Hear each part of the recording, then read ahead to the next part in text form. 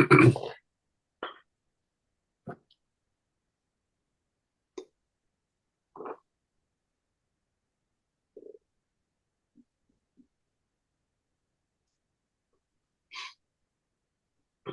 are live. Good afternoon. I would like to call our meeting to order with a quick roll call. Regent Acker. Regent Bean. Here. Regent Bernstein. Here. Regent Brown. Here. Regent Hubbard. Here. Regent Illich. Here. Regent Weiser. Regent White. Here. Thank you.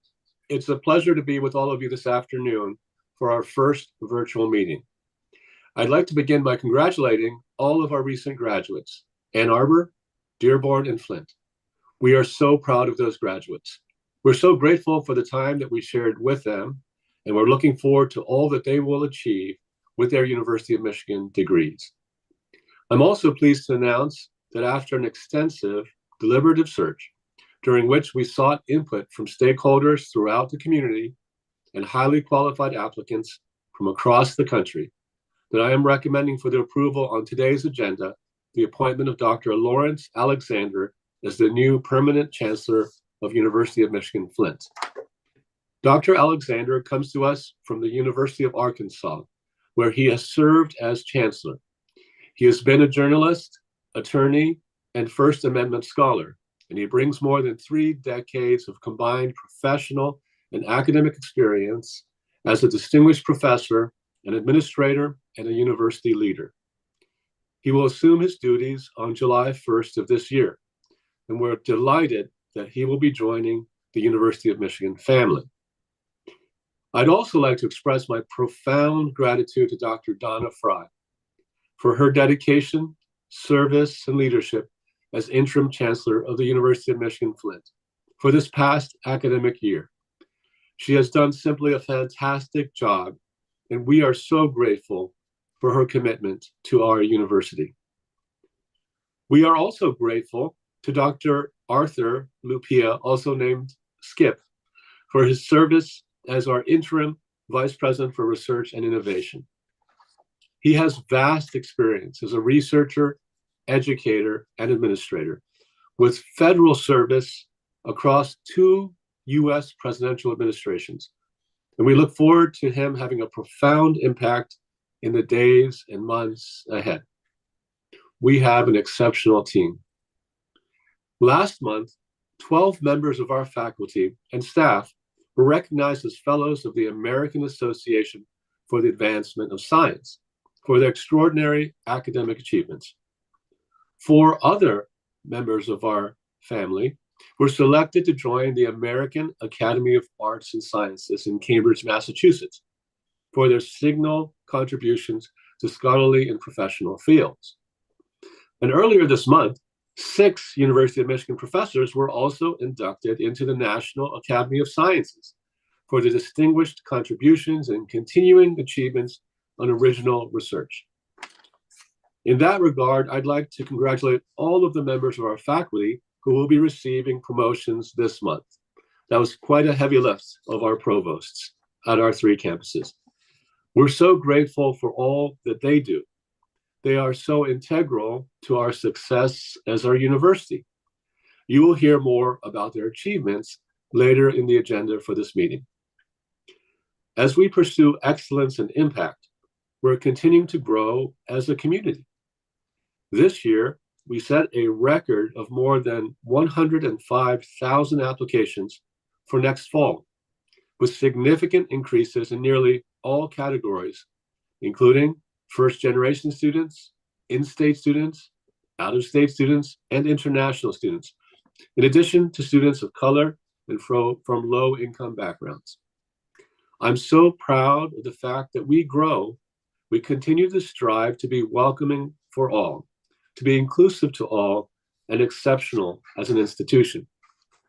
Finally, I'd like to extend our highest congratulations to the University of Michigan debate team for their perseverance, their skill, and their excellence. After finishing as a runner-up 7 times, including 2021, 2022, and 2023, last month, they brought home our first national championship trophy. An incredible achievement unto itself. It is also a fitting prelude for the fall as we embark upon our year of democracy and civic engagement. So our congratulations to the University of Michigan debate team. And with that, let's go on to the rest of our business for this afternoon. Chancellor Grasso will introduce today's presentation. Over to you, Chancellor Grasso. Thank you, President Ono. I'm very happy to introduce Professor Hafiz Malik. Professor Malik has become the go-to resource for journalists debunking fake audio and video across the country. He has created a system to detect and analyze deep fakes. Deep fakes have exploded across the internet. Some are harmless and fun. However, others have real consequences on important issues like elections, and especially important at this time during the presidential campaigns. Hafiz will talk about his system, the deepfake impacts on society, and areas to consider moving forward. He's become a media star for us, having been cited in such publications like the New York Times, Associated Press, ABC News, and even TMZ. I'll turn it over to Professor Malik.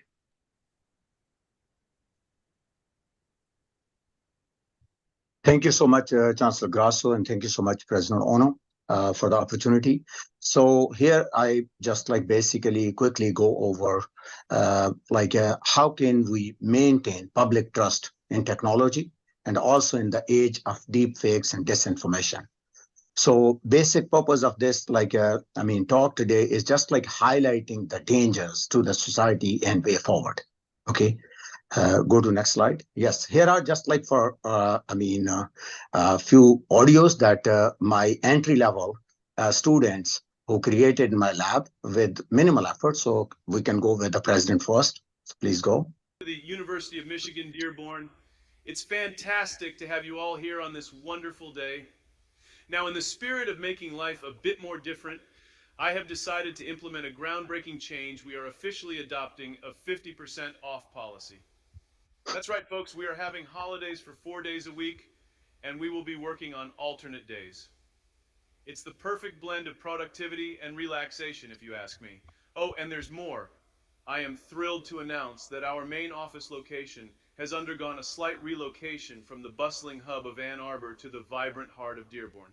So update your maps and get ready for a new adventure in our delightful corner of the world. Here's to embracing the unexpected and making every day a little more extraordinary. Welcome aboard, everyone. Go next one, please. Welcome to the University of Michigan, Dearborn. Today, I'm pleased to announce that Dearborn is adding football to our variety sports lineup. We will be building a stadium larger than the Big House across Evergreen Road where the Fairlane Town Center currently stands. The mall will be coming down. Finally, Coach Jim Harbaugh has agreed to be our first coach and help build the program at Dearborn. Go Blue, go Dearborn. So these are just audios that we have created, obviously for fun purpose and highlight basically what is out there. Okay, and these audios are created with minimal effort, just the text. And we got your audios from the web and just train the models, which are commercially available. And that's what we have done. And here is just here are a few more examples. And once again, my apologies to both of you guys. It's just for fun that what we have created. And you guys can tell and your colleagues can tell us how close we were. And keep in mind, it's just less than half a day effort from my entry-level graduate student in my lab. Okay. So, that was we created. Here are a few more just basically example that I would like to share with you to just get the discussion going. So here are some images that what we have collected from the web. And there are tools out there. Just for your surprise and maybe not surprise, all of these human faces, these people don't exist on this planet. These were created just with a click of a mouse. And basically the models are so rich, they can create ultra realistic audios, videos, and images. And just like go to next one, please. So the thing is, what are the dangers? What are the factors that are basically behind all this? Basically, this disinformation, this falsehood, this contamination of information that's ongoing on in our digital ecosystem. In the past, if I want to just like basically create disinformation or misinformation, whatever it is, I need a lot of resources in the past. Today, it is just like basically zero cost for the production of these content. And then like basically in the digital space, in the social media platforms, I can like basically tab into some of those influencers, etc., and I can just consolidate some of the audience.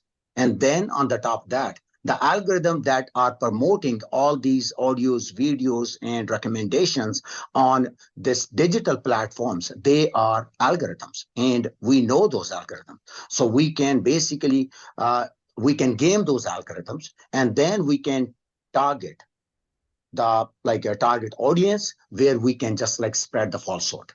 So that is basically the dangers that are spreading the falsehood at the click of mouse with minimal cost, and just like basically exploiting the vulnerabilities in the system, in the digital ecosystem today. Next one, please.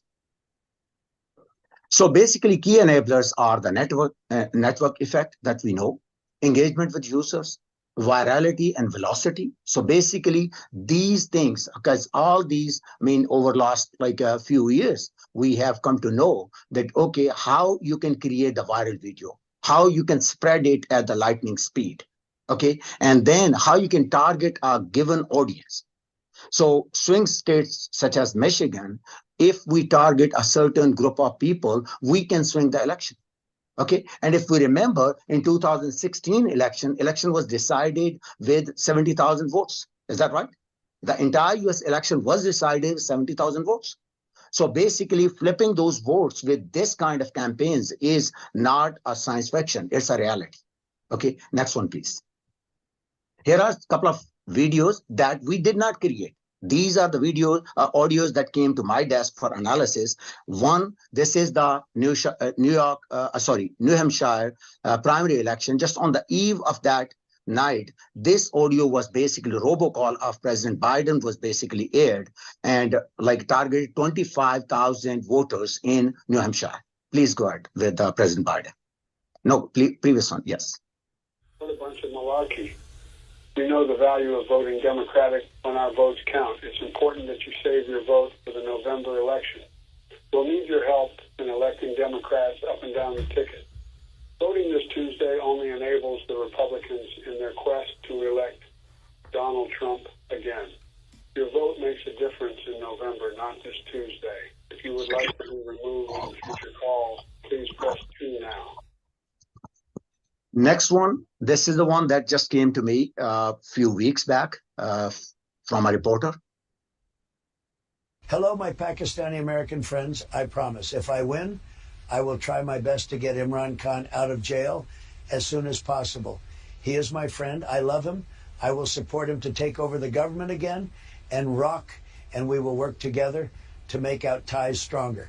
Imran Khan. So now this audio, the second one, the Donald Trump audio, we know the target of the Joe Biden's robocall, okay? But this one is look maybe fun or something like that, but to me it's not, because this came to me also from another source. My friend actually shared with me, hey, you know that Donald Trump is supporting Imran Khan. I was born and raised in Pakistan, so I know the Pakistan politics quite a bit, and we have a lot of Pakistan immigrants in Michigan, state of Michigan. So if you are targeting, a majority of those are supporter of Imran Khan, and he is behind bars. So if you create this kind of video, you can just create some real impacts. Go to next one, please. So here are some other use cases in 2024 election as of now. Okay, this is what we've been keeping tally on that. We have seen like basically manipulated speech of Ron DeSantis dropping out of the GOP presidential nomination early on. Deepfake of President Biden, we have seen already. Donald Trump's deepfakes. It's not one. There are many that are targeting immigrant communities. Okay, South Africans, other communities, also Nigerian communities. So I've seen and analyzed all these basically audios. Deep audio of President Biden was used during Silicon Valley like financial crisis. At that time, I analyzed it. It was just like you can say telling public to go and withdraw your money from the account. Okay, so that's basically one of the others. So and then like a few more are out there, and they are growing list of that. They are not stopping. Next one, please. So what are the societal implications? The societal implication of these kind of facts, these kind of deepfakes and falsehood is erosion of trust in public institutions, democratic institutions, and the society in general. Contamination of information ecosystem become non-trustworthy. Okay, deepening polarization. We have seen this thing. We are, as a nation, United States is at the highest level of polarization as of now. Okay, and rising threat to the cybersecurity and privacy. I just highlighted the like societal implications, but actually financial implications, cybersecurity implications are also there. Where my team is also working. We're working, developing like system. How can we detect like you can say impersonation of some person to withdraw money from accounts and all those kind of things. Go to next one, please. So basically, what is the way forward? It's like sounding very basically a doom and gloom kind of situation. There is a way forward, and we are working along with other like basically stakeholders, other like researchers. Okay, so one way forward is like basically having ethical AI. There's a discussion around the like basically globe and also especially in the United States. Ethical AI, definitely we need to have more ethical way of developing AI technologies. And by the way, this all deepfakes is basically byproduct of like AI technologies. Developing technology to fight back, to detect and in real time debunk. Developing policies. How can we handle these kind of situations? Keep in mind, I just gave you the negative examples of deepfake. There are positive examples of deepfakes also. Okay, this synthetic content generation, there are many examples. I don't have time to go over, but I can basically after the this meeting, I am available to talk on that one further. Regulation, developing regulation. How can we regulate it? And then public awareness. This is one of those public awareness situation that we are in. So basically, collectively, a lot of reporter and people ask me, hey, what is the solution? I was talking to one of the reporters in India and asking, we have the regulation, we have passed a law that like deepfake XYZ can solve this problem. I said, no, they cannot. Laws is within the boundaries of that country. Bad actors are not sitting here, they're outside. Okay, for them, we need to develop technologies. Collectively, we need to come up with like a collective solution to this complex problem. Go to next one, please. So what we have done in this space, how we are working for last like basically 1.5 years, exclusively focusing on 2024 election. How can we enable or restore public trust in the information ecosystem? So what we have done, we have trained the like basically models of top, you can say public personalities, including president, vice president, GOP nominee, initially all the GOP frontrunners. We have created those models, CEOs of the companies, all those, and we have trained those models.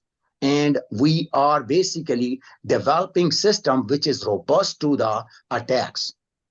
I was talking to New York Times reporter, and he was saying, hey, there's a commercial tool, 11 Labs, that can generate deepfakes, and they are now developing the detector also. I said, yeah, that's a good business sense for them, and they should be doing it. He said, then why you are relevant? I said, we are relevant for other reason, but I can tell you how their system can fail. I just told him to do ABC, and then 30 minutes later, I receive an email, yes, you are right, the detector failed. So people know it. I'm not the only one of this like basically planet that know these things. Other researchers also know how to bypass this system, and bad actors also know it. So we are developing more robust system. Go to next one, please. So basically, we have developed this fake expose.ai. That's our like basically tool, which is available. We are just like struggling with other things, but anyways, we have launched it. I want to launch it before like the election, basically is heating up. So basically, the purpose of this is providing public their like you can say verification of the content they basically submit to us, and we have done so far quite a bit in this space. Go next one, please. So this is basically the work that we have done so far, like over 100 plus queries from the media, and we're provided as a public service to these media outlets so far, both national, international, regarding like basically debunking this falsehood out there. Next one, please. Any questions? I'll be more than happy to answer any question if you have, please. Well, thank you very much for a wonderful presentation. And I have to tell you that you actually made me sound better than the real me. So thank you for that. Any questions from the Regents? Yes, Regent White. Yes, Professor. I was just wondering, how can someone get a hold of it that's not a media outlet? Like, how does an individual get access to fake expose.ai, expose.ai? Yeah, I think it is going to be available to public. There is going to be a registration process that they can use it. It's not only like basically selected and basically privileged kind of group. It's going to be available to everybody. Okay, great. Okay. Yeah. Any other questions? Okay, seeing none, we're going to move on. Thank you so much. Thank you so much. We're going to move on to the official committee reports for the Board of Regents. And the first one is the Health Affairs Committee. And we have two members of the committee, Regent Beam and Regent Bernstein. I don't know who wants to report out. I'm glad to do it, President Ono.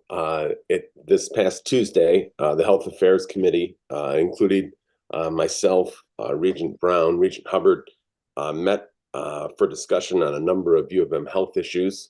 The committee also heard updates on several strategic items. Thank you, Regent Beam. Then we have the report from the Finance, Audit, and Investment Committee with Regent Hubbard. Thank you, President Ono. The FAI Committee, including members White and Brown, met for discussion on employee benefits and on improving transportation between North Campus and Central Campus. Thank you. And back to you, Regent Hubbard, for the chair's report. Well, thank you. First, on behalf of my colleagues, I want to personally welcome John Kinsey to his first meeting as Vice President and Secretary. We're so pleased to have you at the virtual table with us, and we'll see him likely on screen later, but we know he's out there somewhere. Congratulations are also in order for the women's lacrosse team that advanced to their first quarterfinals appearance, and to the women's softball team for their return to the NCAA tournament after clinching the Big Ten tournament. Commencement ceremonies are now complete, and the Regents participate in a number of ceremonies. Congratulations once again to all the graduates. And then I also wanted to take a moment for a few more comments relative to some recent events in my life. Please bear with me as it could take a few minutes. But I wanted to talk about how yesterday there was a protest at my home that included about 30 people representing some groups that are on the Ann Arbor campus. And one of the top things our protesters are asking for from the Board of Regents is a meeting. And I wanted to be sure that our stakeholders and the public understand that there have been many, many engagements with people representing groups on campus that are looking for meetings. There have been numerous opportunities for them to meet with the Board of Regents through open meetings just like this one. And in fact, in some cases, they have taken advantage of that and provided public comment. They have sent us, and their stakeholders have sent us tens of thousands of emails over the past many months and years, including, we think, close to 70,000 emails that have come to us and to President Ono. They've also had opportunities to meet with various stakeholders, have met with staff of the university, with the president, various people on all sides of this issue a number of times. And we've also had a number of opportunities to hear from them. Various regents have heard from them in lots of different ways. So to say that we haven't been able to meet with them, I find to be short of what the actual truth is. And we hope that they'll continue to participate with us in these public meetings, in particular in public comment, so that everyone can hear their discussion and hear the debate. Secondly, I wanted to talk about the protest that was on at my house yesterday. To give everybody the straight story, about 6 a.m., about 30 protesters showed up at my house, started with taping a 3-page memo to my front door, erecting 3 tents on my lawn, and then proceeding to strew sheets stuffed with paper that resembled body bags and a number of stuffed toys and a toy crib on my lawn and on my front porch. Then after that, the group of 30 protesters proceeded to use a bullhorn and a drum and very loud voices to wake the neighbors, strike fear into a lot of children into my neighborhood and create a major disturbance at 6 a.m. This kind of activity is really not appropriate when we have a number of other opportunities to provide engagement with Regents. To come to private homes of public officials, we think, or I at least think, is inappropriate. This has happened to a number of public officials across the state and across the country. I prefer to engage with my constituents in areas that are more relevant to the position, like this meeting. But finally, I wanted to also address some of the so-called demands that were left in the memo on my front door. And I would just like to take this opportunity to communicate with them as they ask that the Board of Regents get back to them on these approximately around the time of this meeting today. So number one, the group has asked for us to divest our endowment from investments related to Israel. This body spoke very clearly at our March board meeting that we would not be doing that. We are not going to do that. We are reaffirming our position in that regard, that we will not be divesting our endowment from these investments. There's a long-standing policy with this board, and I just want to remind everybody that the endowment does things like support scholarships for our needy students. We cannot allow these kinds of political impacts to undermine the ability of our endowment to provide the best return on investment possible for use for our academic excellence and academic mission. Number two, this group has asked for us to establish a people's audit, so-called people's audit. I would remind you that this body is elected by the people of the state of Michigan. We are the people doing the people's audit. We are representative of the community, and we will continue to do it. We will not be changing our process in that regard. Thirdly, they've asked us to boycott Israeli academic institutions. I would remind everyone that we have relationships with academic institutions all over the world and all over the Middle East. We will not be boycotting institutions related to this. We will continue to have very robust discussions and relationships with academic institutions in Israel and everywhere else that we do business and have good research relationships. And fourth, and finally from that list, is they're asking us to abolish campus policing. I can assure you that I will not be voting to defund our police. I will not be abolishing campus policing. I believe that our campus police are some of the most important partners we have on our campus to help keep us safe, help keep our students safe, and help keep our faculty and staff and everyone else in our campus community safe. This is something that is an absolute non-starter with me and my colleagues. And so with that, I just wanted to close my remarks and consider this matter handled to some extent, that we have responded to those requests related to the memo taped to my door. And this may be an opportunity where colleagues of mine on this board might like to make comments as well. Thank you, Regent Hubbard. Regent Bernstein. Thank you, Santa. I'd like to thank you, Sarah, for those words, and I'd just like to make a few comments as well. Nobody should ever encounter a masked and hooded man on the front porch of their home in the early morning, making demands that the university divest from Israel and defund the police. It was a dangerous escalation that we have rightly condemned. It happened yesterday to me and to all of my other colleagues, or most of my other colleagues. I will not be intimidated by these provocative tactics, nor will my colleagues on this board, nor will this institution. This conduct is where our failure to address anti-Semitism leads, literally to the front door of my home. Who's next? When and where will this end? As a Jew, I know the answer to these questions because our experience is full of tragedies that we are at grave risk of repeating. Enough is enough. More generally, I want to share a few other observations about this moment. And this is aligned with what Sarah just mentioned. The allegation that the Board of Regents is not listening is clearly and objectively false. This board has more public meetings than our peers and more than the vast majority of other public universities. It's also worth noting that it appears that nobody from the coalition of over 40 groups has signed up for public comment today, not one person. There are many robust opportunities to engage with this board in person, virtually, and through submission of correspondence, to name a few. Student life has spent hundreds of hours engaging on these issues. We have heard from thousands of students, faculty, staff, alums, and the public on this issue, expressing, as you would expect, a diversity of views.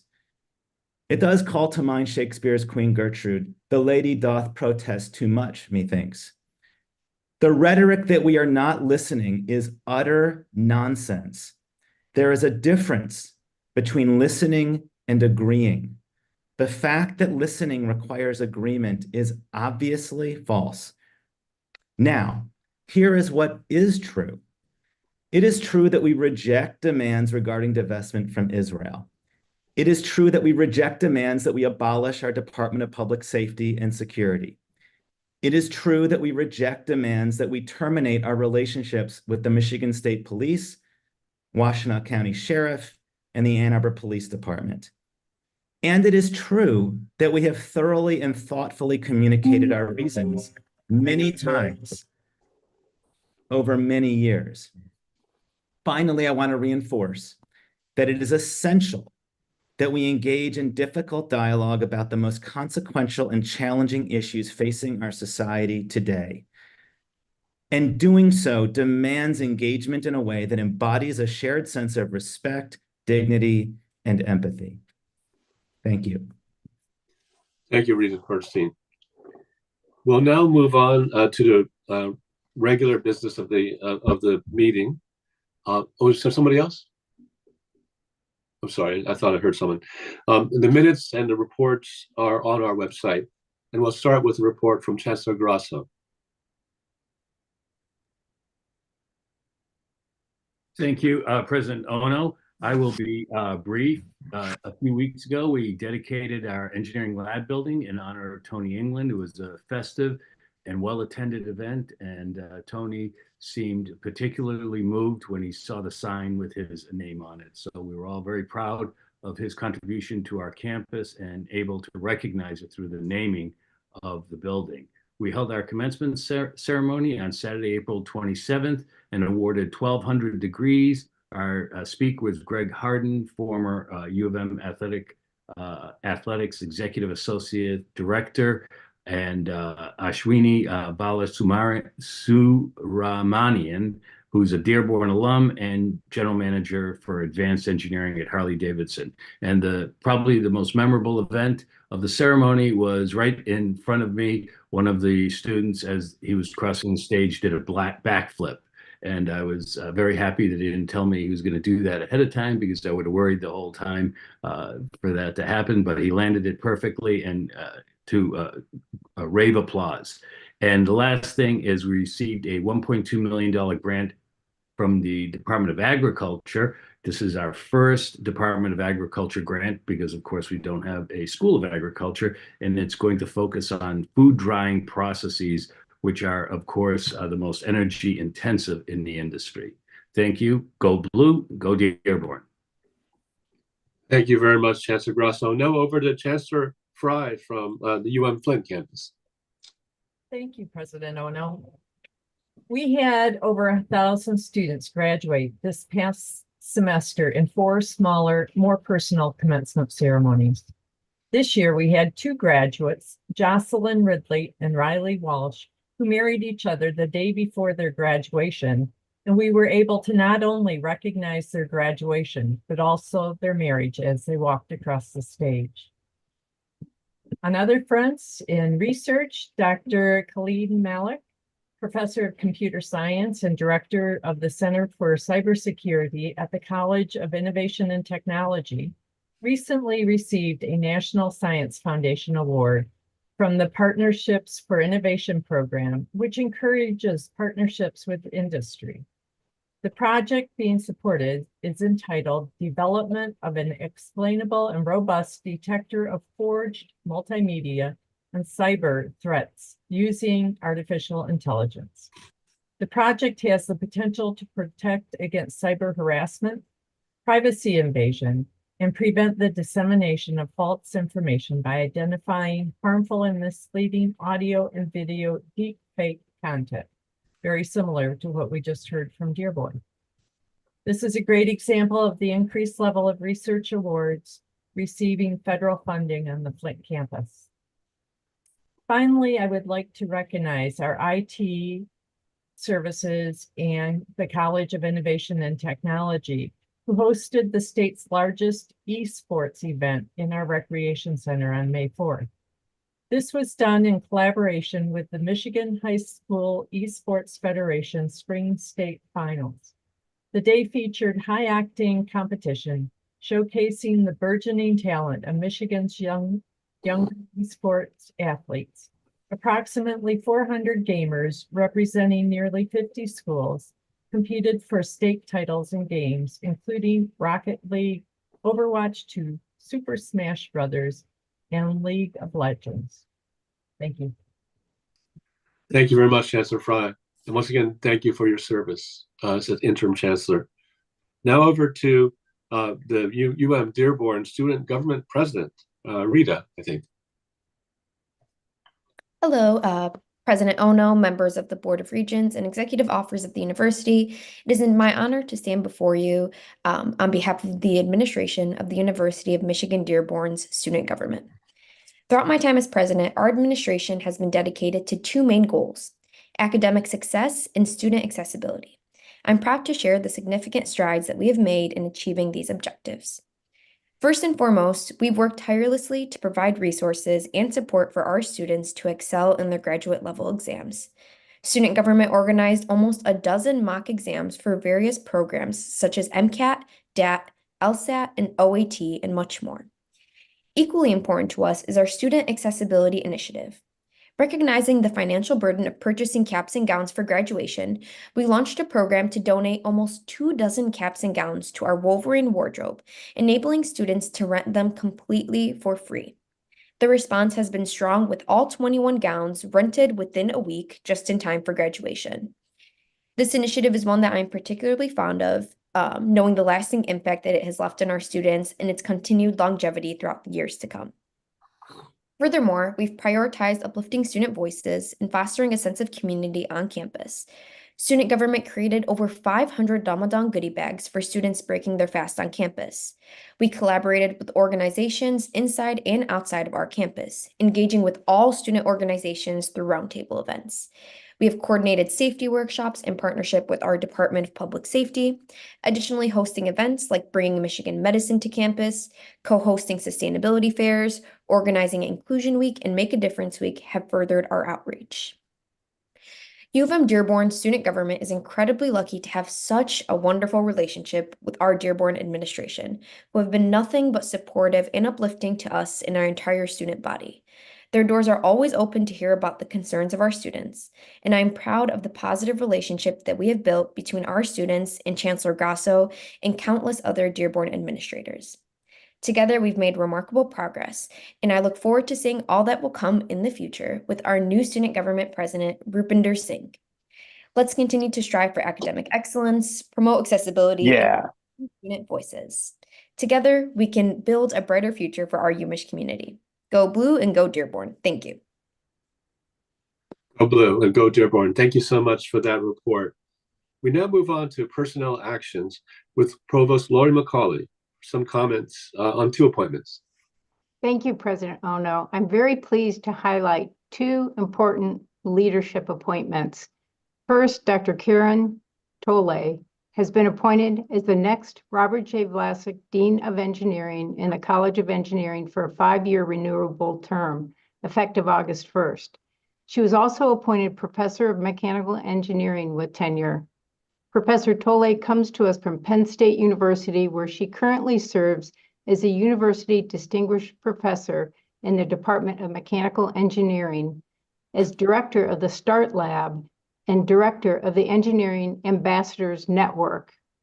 She previously served as the department head in the Department of Mechanical and Nuclear Engineering for 15 years. She has an extensive publication record, has received numerous awards, and has a distinguished record of leadership. I'm confident that Professor Tolle's background and experience will complement the people-first engineering practices and contribute to what makes Michigan engineering unique. I'm also very pleased to recommend the appointment of Professor Christopher Fries as the next Vice Provost for Academic and Faculty Affairs, effective June 1st, 2024. The Elizabeth Tone Hosmer Professor of Nursing, Professor Fries serves as the inaugural director of the Center for Improving Patient and Population Health in the School of Nursing and is the Associate Director for Cancer Control and Population Sciences at the U of M Rogel Cancer Center. He's an elected member of the National Academy of Medicine and an outstanding and highly productive researcher, nationally recognized for his contributions to research related to the measurement and improved quality of care for patients with cancer. An avid mentor to PhD students, postdoctoral fellows, and early career faculty, he most recently served as the inaugural director of a new T32 pre- and postdoctoral training program in cancer care delivery research. I'm confident that Professor Fries's impressive experience as a scholar and healthcare leader has positioned him well to co-lead faculty affairs for the university. Thank you. Thank you very much, Provost McCauley. And I've had a chance to interact with both of these leaders that you have recruited to this institution or elevated. They're outstanding. So I congratulate you on your leadership, Lori, and great additions to the active leadership of the institution. The one question I asked of the incoming dean from Penn State was, are you prepared to stop saying we are and say go blue? And she said, for sure. And so I was very excited about that. We are also going to talk about today a number of faculty promotions. There are too many to mention in this meeting, but we felt that since the faculty members are actually creating new knowledge and teaching the next generation of students, that we should spend time to highlight 9 of those faculty promotions on all 3 of our campuses. And we'll begin with the Ann Arbor campus, and I call on Provost McCauley to highlight 3 faculty members. Thank you, President Ono. The University of Michigan's vision to be the defining public university hinges on the work of our faculty. Our faculty's research, teaching, and guidance are at the core of our mission to develop the next generation of citizens and leaders. Today, we're bringing forward 316 recommendations for promotion. This includes 179 instructional tenure track promotions for your review and approval. In addition, there are 126 recommendations for promotion for clinical faculty and 11 for research faculty. Each of these has been carefully reviewed at the departmental, school, provostial, and presidential levels. I present them to you with pride in the accomplishments of the faculty being recommended for promotion. Please allow me to highlight 3 of these faculty members. First, Sierra Peterson is recommended for promotion to Associate Professor of Earth and Environmental Sciences with tenure in the College of Literature, Science, and the Arts. Professor Peterson is at the forefront of developing and applying new techniques in isotope geochemistry to explore interactions among climate, ocean conditions, and life over hundreds of millions of years of Earth's history.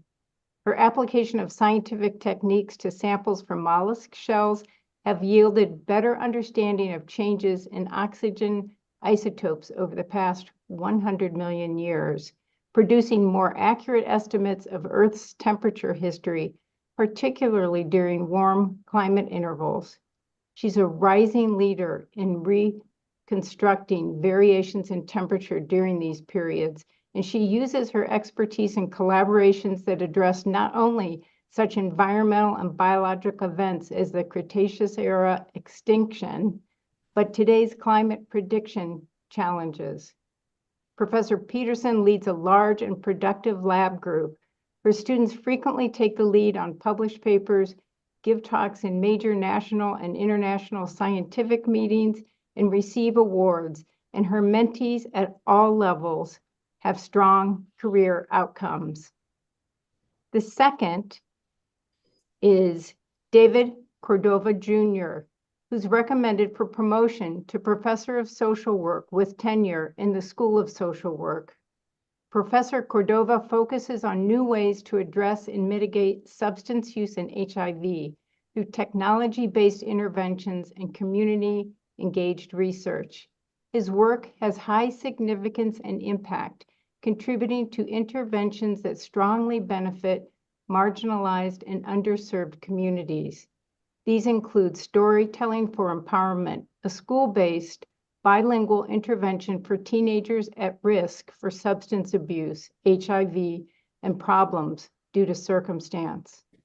This program includes mobile apps designed for youth and clinicians to screen and provide education around drug use and risky sexual behavior. Professor Cordova is noted as a consistently thoughtful and effective teacher and has a robust history of service. He is a principal investigator at the university's Prevention Research and Health Equity Lab. The third is Sheila Omodrian, who's recommended for promotion to Professor of Music with tenure in the School of Music, Theater, and Dance, and Professor of Information without tenure in the School of Information. Professor Omodrian is known for her pioneering work on embodied knowledge and accessibility at the intersection of human-computer interaction and interactive design. Her scholarship on refreshable Braille displays, computer hardware with fluid Braille cells on its surface, is poised to change the way blind and visually impaired community interacts with technology and electronic interfaces. A highly regarded expert in her field, Professor Omodrian has published widely in journals and peer-reviewed conferences and been invited to give high-profile talks, including a TEDx talk hosted by the London Business School. She secured significant funding for her research, including more than $3 million in grants from the NSF and NIH, among other funders, and has been awarded 6 patents with her collaborators. Her current work, a much-anticipated monograph titled A Dialogue of the Senses, is under contract at MIT Press.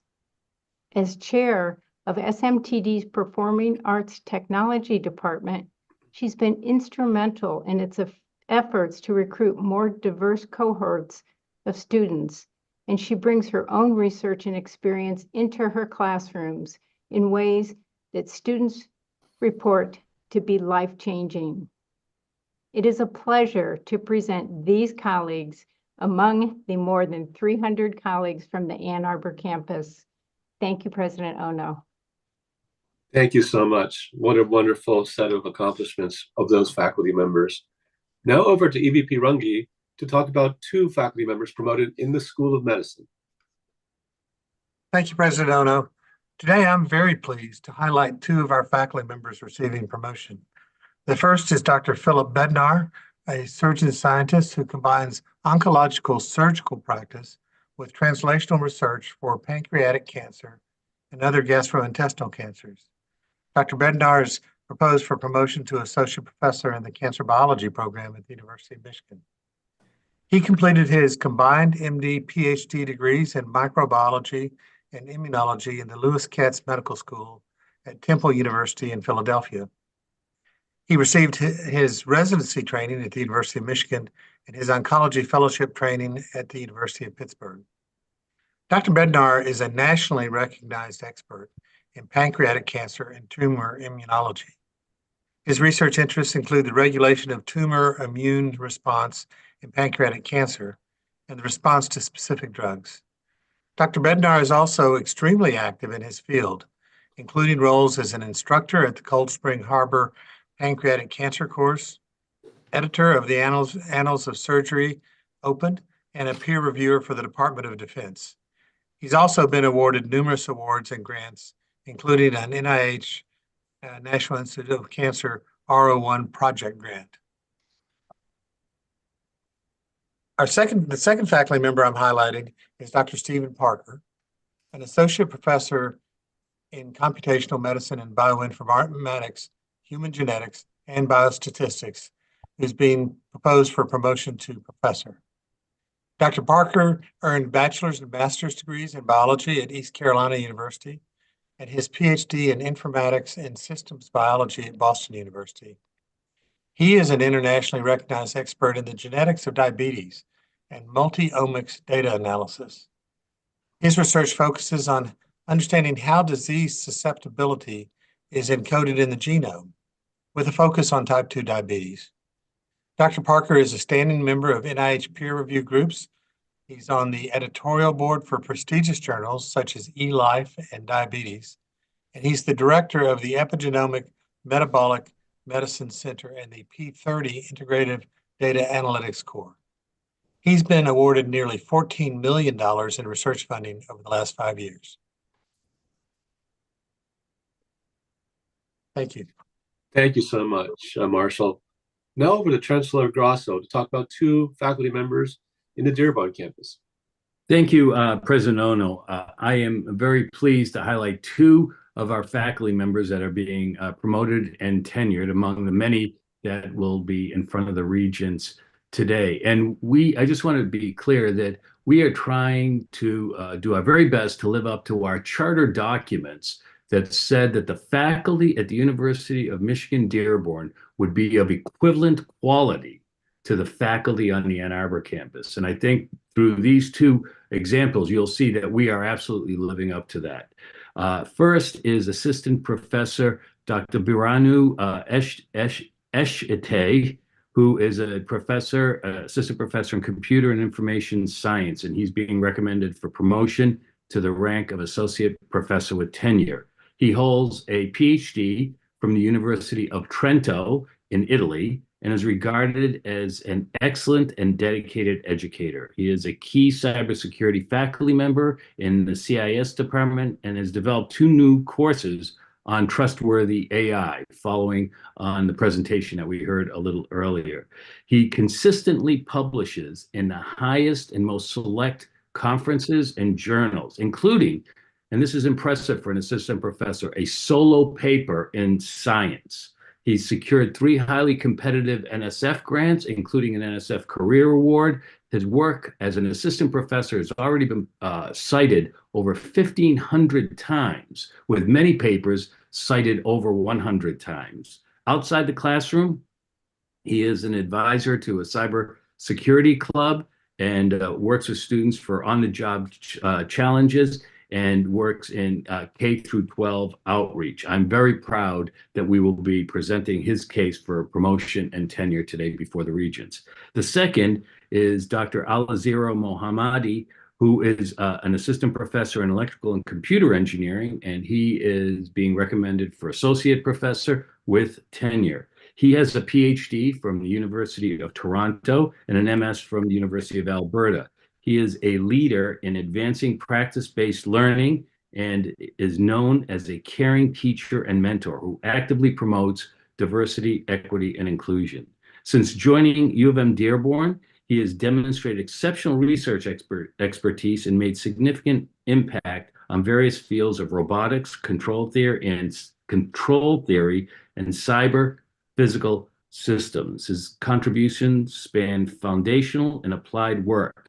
His work, similarly, has been published in the very top tier journals, and he's been cited over 1,400 times, with many papers receiving over 100 citations as an assistant professor. And I would say that these cases could be tenured at virtually any university in the United States. He's involved in a range of outreach activities, include serving as a mentor for the Canton High School STEM activity student team. and I'm very proud to present his case for promotion and tenure today. Thank you. Well, thank you very much. Very, very impressive track records for sure. And I'm very happy that one of them hails from Canadian institutions as well, Chancellor Grasso. Over to you, Chancellor Fry, for 2 cases of faculty members promoted at the University of Michigan Flint campus. Thank you, President Ono. Here, the University of Michigan Flint recommends 11 faculty members for promotion and tenure. Today, I'd like to take a moment to recognize 2 of them. First, I am pleased to recommend Zhenfeng Liu, for promotion to Associate Professor of Accounting with tenure in the School of Management. Professor Liu is an effective instructor and respected member of our university community. His research focuses on 2 main streams: determinants and consequences of financial reporting quality, and choice of auditors and audit quality. Professor Liu's work has been published in widely read professional journals of accountancy, which make a significant impact on practice. The number and quality of his publications signals great promise of the future contributions to this field. Next, I'm happy to recommend Gergana Kojapacheva for promotion to Professor of Public Health and Health Sciences with tenure in the College of Health Sciences. In the classroom, Professor Kojapacheva plays a pivotal role in student mentoring and advising. She is also a nationally renowned scholar specializing in the field of socioeconomic determinants of parental and child health. Her research has a profound impact in the community. Her work has led to the development of interventions that enhance the lives of women, particularly in response to public health emergencies, such as the Flint water crisis and COVID-19 pandemic. I look forward to her continued growth as a teacher, researcher, and valued member of the U of M Flint community. Thank you. Thank you, Chancellor Fry. I'd like to bring everyone's attention to the personnel reports. They are in the materials, and particularly happy about the ratification of the contract with the Lecturer Employees Organization, or LEO, and also the retirement memoirs that are also in the materials. These are extraordinary faculty members who have contributed mightily to the University of Michigan. There is one memorial in the materials for a professor in our International Institute. And I now call on a vote on the consent agenda. May I ask for a motion? Just please. Motion to approve. Thank you. Second? Second. Thank you. Thank you, Regent White and Brown. All in favor, please say aye. Aye. Aye. Anyone opposed? Please say aye, same sign. No one opposed. No one's opposed. Anyone abstaining? The consent agenda passes unanimously. We now move on to the regular agenda, and item number 2, EVP Chattis, appointment of auditors. Anything to add? Nothing to add, Mr. President. Is there a motion? So moved. Support. Seconder? Second. Any discussion? All in favor, please say aye. Aye. Aye. Anyone opposed? Same sign. Any abstaining? Motion passes unanimously. Item number 4, I think EVP Chattis 4, 5, and 6, you will be addressing 3 items together. EVP Chattis? Nothing to add, Mr. President. Thank you. Is there a motion? So moved. Support. Second? All those in discussion? All those in favor, please say aye. Aye. Aye. Aye. Anyone opposed? Same sign. This is all the trips. Did we miss number 3 or my? You wanted to organize, but Oh, we did. Yeah. We did. I'll go back to that. Thank you. President Ono, let's go back to 3. We will do that. Can we just finish this vote? And then I'll go back to 3, I promise. So for the 3 items, where were we? EVP Chattis, did we Nothing finish to the add, vote? Mr. President. Yes. We finished the vote on that? No? Yeah. Yep, we did. Okay. We did. So we go back to item number 3. planned use of income from the Wolfson and Margaret Wolfson endowment funds. Anything to add, Eve Chattis? Nothing to add, Mr. President. Motion Okay. to approve. Thank you. Thank you. All those in favor, please say aye. Aye. Anyone opposed? Motion passes. Item number 7, 5677 East Saginaw Highway, EVP Runge. Anything to add? Nothing to add, Mr. President. I'm answering this as well. All President. right, wonderful. Is there a motion? Motion. Second? Second. Any discussion? Seeing none, all those in favor, please say aye. Aye. Aye. Anyone opposed? Anyone abstaining? Item number 7 passes. Item number 8, Health University Hospital South renovation. EVP Runge, any comments? Nothing to add. Okay, is there a motion? Motion. Second? Any discussion? Seeing none, all in favor, please say aye. Aye. Anyone opposed?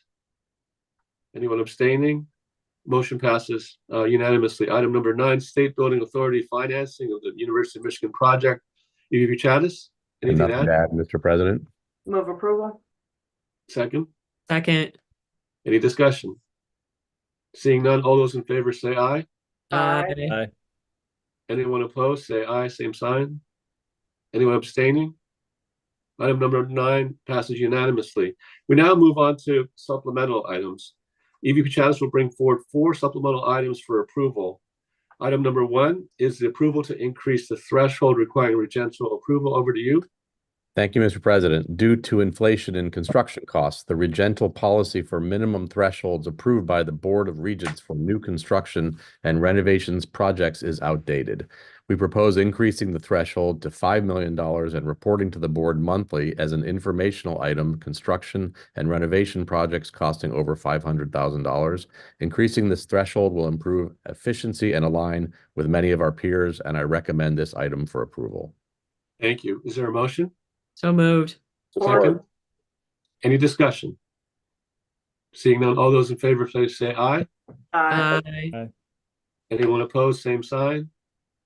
Anyone abstaining? Motion passes unanimously. Item number 2, Class C liquor license for Michigan Stadium. EVP Chattis. Thank you, Mr. President. After continuing discussion on the experiences at both Chrysler Center and Yost Ice Arena, we recommend that the Board of Regents approve the implementation of the Class C liquor license for Michigan Stadium as soon as possible for the upcoming season, and I recommend this item for approval. Thank you. Thank you. Second? Second. Wonderful. Any discussion? I'd like to discuss. Oh, yes. Regent Brown. Yes. I know I commend the athletic department for all of the research they've done on this. Obviously, the added revenue that it's going to bring to the university is always important. I absolutely trust their and our vendors' ability to do this in a safe manner. I've spoken about this publicly in the past. I know it's probably only a symbolic no vote today. I obviously don't vote that way because I'm opposed to drinking or ever in any stadium. I enjoy many stadiums that have alcohol served. I guess you can chalk it up to voting my conscience and my old school mentality that the University of Michigan football stadium, the Big House, is different in many ways. This is just one of them. Never like things to change, and this will change in some ways, some meaningful ways, the experience. So I'll be voting no on this. Thank you, Regent Brown. Are there any other regents who'd like to comment? All right, seeing none, all those in favor, please say aye. Aye. Aye. Anyone opposing? Same sign. Aye. Anyone abstaining? I'm abstaining. Thank you. Abstention and nay vote are noted. And we now move on to item 3. The motion passes. Authorization of the university to enter into a contract with Radio Power. EVP Chattis. Thank you, Mr. President. I'm very excited about this action request, which will allow us to move our plans forward for building solar installations across the Ann Arbor, Dearborn, and Flint campuses. Radial Power has been selected for this work following a comprehensive RFP process. The 25 megawatts of photovoltaics that will result from this project demonstrate the university's commitment to its carbon neutrality goals and align with the core impact area of climate action, sustainability, and environmental justice that is part of the Vision 2034, and I recommend this item for approval. Thank you very much. It is very exciting. Is there a motion? So moved. Second. Okay. Wonderful. Any discussion? Seeing none, all those in favor, please say aye. Aye. Aye. Aye. Anyone opposed, same sign. Anyone abstaining, say aye. Motion passes unanimously. Item number 4, 1224 Washtenaw Court and 1700 Geddes Avenue. EVP Chattis. Purchase of these properties presents a strategic opportunity for the university. The property at 1224 Washtenaw Court, located near the Central Campus Classroom Building and the Central Campus Recreation Building, is being offered as a bundled sale alongside the property at 1700 Geddes, which lacks strategic relevance to the university's goals and is intended for sale to a prospective buyer.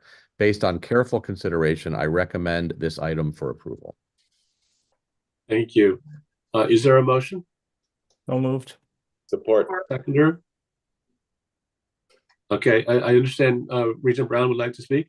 Yeah, on the discussion part, I know I sound like a broken record going back every few meetings, but once again, this has just been a great project that's led by our great staff. But also, just as importantly, we have a lot of great, unique talents on this board. Ron Weiser, once again, worked really hard to support this project and get it done in a way that's most cost effective and strategic for the university. So once again, thank you, Ron. Thank you. Is there any other discussion? All right. All those in favor, please say aye. Aye. Aye. Anyone opposed? Same sign. Anyone else abstaining? Same sign. All right. The motion passes. Items 10 to 27 are conflict of interest items, each of which requires 6 votes for approval. Therefore, we'll have to go through a roll call because it's hard to tell with everyone saying aye. So anybody have any questions about any of those items 10 to 27, please let me know if that's the case. All right. Would any regent like to request recusal from voting on any of the items 10 to 27? If so, let us know. All right. Ask for a motion to approve all of them, 10 to 27. Motion. Second. Support. All right. Wonderful. Here we go. We're going to go through the roll call. Regent Acker. Aye. Regent Beam. Aye. Regent Bernstein. Aye. Regent Brown. Aye. Regent Hubbard. Aye. Regent Illich. Support. Aye. Regent Weiser. Regent White. Aye. The items 10 to 27, conflict of interest pass. We have the 6 votes by a large margin. We now move on to approval of the Ann Arbor campus academic calendar. Provost McCauley. Nothing to add.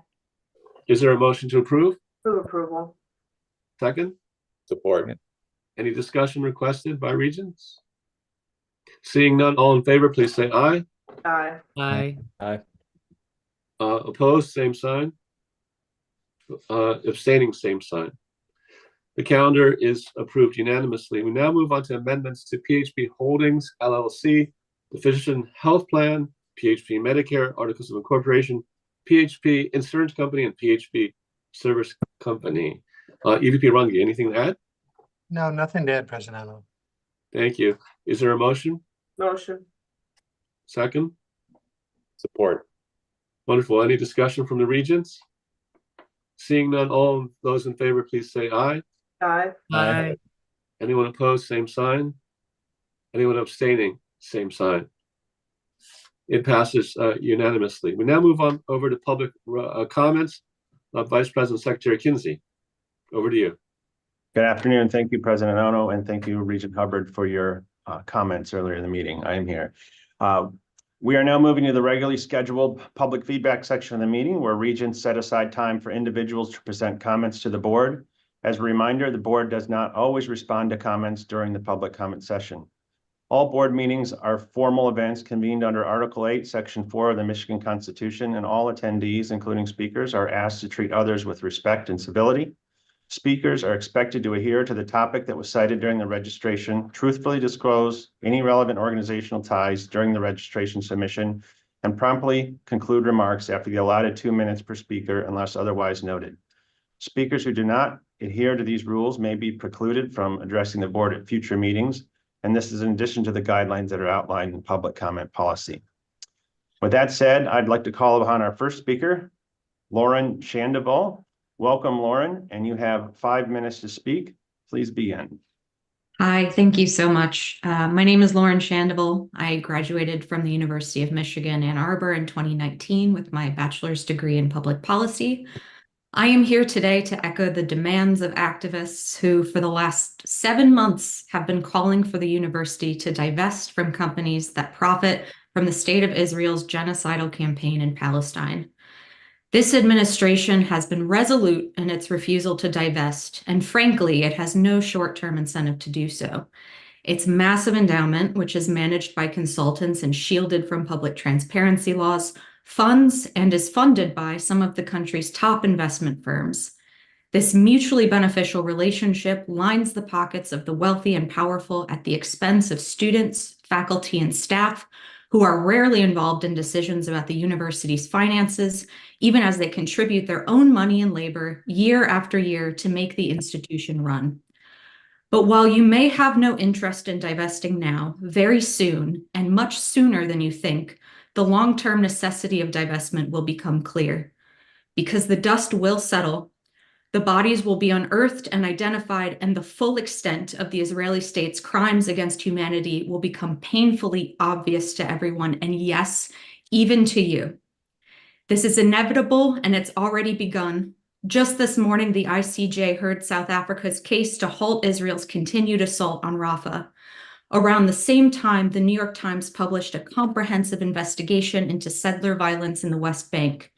Last week, CNN aired photos of an IDF-run detention center in Gaza, one of many where Palestinian prisoners are stripped naked, blindfolded, zip-tied, starved, tortured, and killed. As the situation on the ground becomes too unstable to maintain and too urgent to ignore, even mainstream narratives are starting to align with reality. And once that reality is known and felt and the world comes to terms with what it's done, those protesters, the ones this administration has spent months chastising, mocking, and vilifying, will be venerated for their bravery and exceptional moral clarity.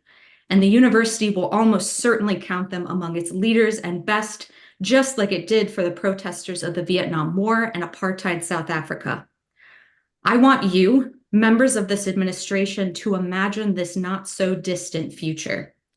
If these protesters are found to be justified in their outrage, and both history and present reality indicate that they are indeed justified, then what does that say about our university's attempts to silence and punish them? Years from now, maybe months from now, given the speed at which this is moving, when we reflect on this moment, will we be proud of what we've done? There is still time to change course. I urge you to listen to the university community, negotiate in good faith with student protesters, and please, for the sake of future generations of Wolverines who will have the benefit of hindsight, divest from this financially risky and utterly monstrous war machine. Thank you. Thank you, Lauren. I'd like to now call upon our second speaker, Tricia Pearson. Tricia, you have 2 minutes to speak. Welcome, and please begin. Thank you. My name is Tricia Pearson, and I am currently a medical assistant at the University of Michigan in the Rachel Upjohn Outpatient Psychiatry Building. I am here today representing UMAP, and I would like to address our concerns surrounding child loss and reaching an agreement with management in our current contract negotiations. UMAP recently proposed that the university allow bereavement time for employees who experience a child loss due to stillbirth or miscarriage. Management countered our proposal, saying that as an employee, we may have the time off for child loss, but it would be considered paid time off unscheduled instead of bereavement time. This means the employee who is experiencing the child loss will have to use their own paid time off hours and risk facing discipline due to calling off from a shift. As an employee who has faced a stillbirth-related child loss, I feel dismayed and anguished by management's proposal. In 2014, I was receiving prenatal care at Detroit Medical Center. After a heartbreaking discovery at 17 weeks and feeling ignored and unsupported as a patient, I decided to transfer my prenatal care to Beaumont. Beaumont was full at this time, so they recommended that I try the high-risk prenatal clinic at the University of Michigan. U of M welcomed me to their high-risk prenatal clinic with open arms, and that is where my first experience with the university's health system began. After a few months and weekly appointments, I went into preterm labor at 32 weeks, which unfortunately resulted in the stillbirth of my daughter, Cassidy. The care I received from the labor and delivery team, along with the support I received from the health system as a whole, made the situation slightly easier for me to bear considering the circumstances. It was for these reasons I decided to seek employment with the University of Michigan's health system and ultimately started my career here in February of 2016. To think that I joined a healthcare system that made me feel valued and supported as a patient, but does not make me feel valued and supported as an employee is very discouraging. We ask that President Ono and the Board of Regents stand with UMAP in our efforts towards a policy that is inclusive and equitable for employees suffering child loss. Thank you, Tricia. I'd like to now call upon our third speaker, Ted McTaggart. Ted, you have 2 minutes to speak. Welcome, and please begin. Thanks. My name is Ted McTaggart. I am the dispute chair for the University of Michigan Professional Nurse Council. Despite some new security measures, we have seen an uptick in employee safety concerns in recent months. Nurses in the emergency department have expressed concern that the new weapons detection system has some major flaws. If the hospital is not equipped to check visitors' weapons at the door, staff have been heard directing visitors to alternate points of entry where no weapons detection is in place. At some of these points of entry, attendants are now present to at least observe who is entering the hospital. At many entry points, however, there is no attendant or checkpoint of any type, allowing anyone with weapons and/or violent intentions unfettered access. One inpatient unit on UH had a patient repeatedly return to the unit after sexually and physically assaulting nurses. Although the patient was on security's radars and ostensibly banned from anything but emergency care, he kept getting up to the floor, to the point where many nurses on the unit were afraid to come to work. I would like to read excerpts from 2 of these nurses' assignment despite objection forms following a recent incident. RN1, patient and staff not safe on the unit. Staff are being hit, bit, and sexually assaulted by numerous patients.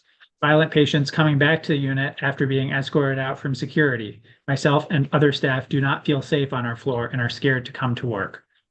RN2, however long I was under the desk was the scariest moment of my entire life. It felt like I was being hunted by this patient and that my life was truly in danger. The patient was discharged and banned from the premises by the Ann Arbor Police Department. The following day, he came through the P2, P3 entrance and went to MOT and got an employee to wheel him to my unit. It is important to acknowledge the ways in which increased police response will also lead to decreased feelings of safety for many workers and patients alike. There are no easy answers, but I feel it is essential that we prioritize building a culture of safety, maintaining appropriate staffing levels across the board, and that leadership listen and collaborate with the frontline staff to find solutions to make a safer hospital.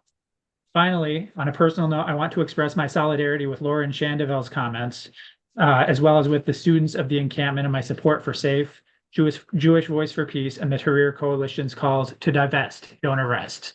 Thank you. Thank you, Ted. I now call upon our fourth speaker, Ala Dabaja. You have up to 2 minutes to speak. Welcome, and please begin. Thank you.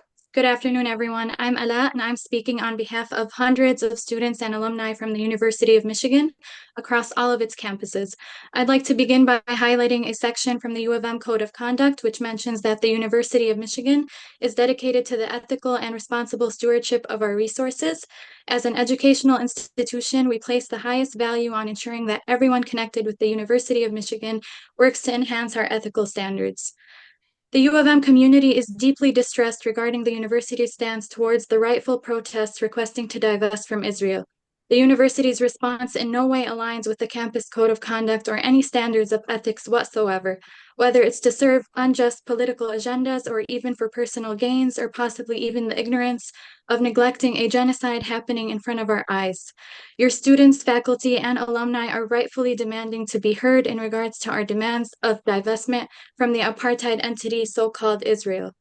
But responding to some insensitive comments mentioned in this meeting earlier, I'd like to emphasize the importance of not just listening, but actually taking action. While some are complaining that some dolls or drums at their door are inappropriate, we believe that actual victims losing their lives and loud bombs are much more inappropriate and should be condemned. And the leadership is clearly not representative of the people when you are not addressing our needs. Enough is enough when it comes to an ongoing genocide, not just a small group's discomfort.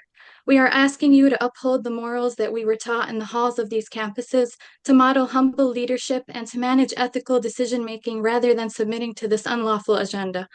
As an Arab American from South Lebanon, it's such a shame to see the leadership of the campus I attended show absolutely zero empathy towards the struggles of my people.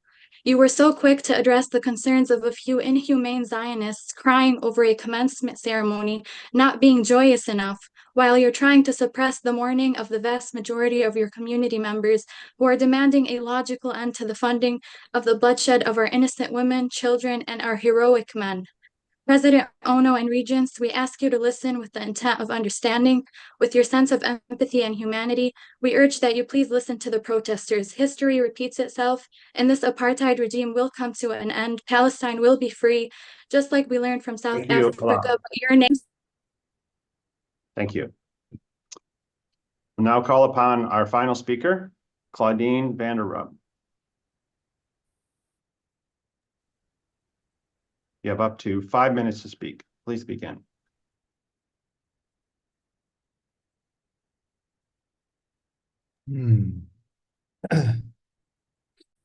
Claudine, are you with us? I'm so sorry. I was No worries. muted. Welcome. Thank you. Having me. You gross Jew. These were the words that a University of Michigan employee screamed at my 21-year-old daughter 2 weeks ago while on campus. Sadly, events like these are not isolated. Since October 7th, there has been a noticeable rise in anti-Semitic incidents on campus, which have gone largely unaddressed.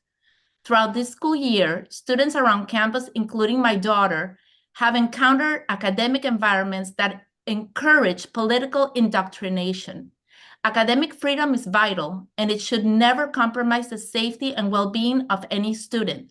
Therefore, classrooms that intimidate those with differing views into silence must be reformed to preserve the voices of all students. The First Amendment recognizes the need for certain speech restrictions regarding defamatory, incendiary, and disruptive expressions. Statements made on campus that inaccurately accuse nations of genocide, call for uprisings, or use language that could incite violence cross the line of protected speech into unlawful territory. Stating Israel is committing genocide is defamation. Calling for intifada is incitement. Calling from the river to the sea, Palestine will be free, are fighting words. These last two chants are purely anti-Semitic, and they instigate violence against Jews. The U.S. Supreme Court also clearly establishes that there are limitations of place, time, and manner to protected speech. Mobs running through Ross and the libraries, storming college fairs, and disrupting commencement ceremonies violate these limitations. And according to the University of Michigan's own policies also, they constitute illegal disruptions to the university's functions and undermine Michigan's educational mission. These issues affect our university's integrity and the safety of all students, not just Jewish students, all faculty, and all staff, including Board of Regent officers like Regents Hubbard and Bernstein just yesterday. As stewards of this institution, we trust you to take decisive action, fully enforce existing policies, and consider additional measures to prevent such behaviors from eroding our university. It is time to restore the University of Michigan from its current state of fear and division back into our cohesive and uniquely spirited place of learning and growth. Thank you. Thank you, Flavine. President Ono, all the speakers have now spoken. Yes, over to Regent Hubbard for a response from the Regents. Thank you. I really appreciate the comments made by the speakers. I know that this public meeting is the place where it's appropriate for this kind of dialogue to take place. You have a great showing of Regents and high-level staff from the university here, and I hope that others will take advantage of public comment for these kinds of opportunities for dialogue in the future. Thank you, everyone.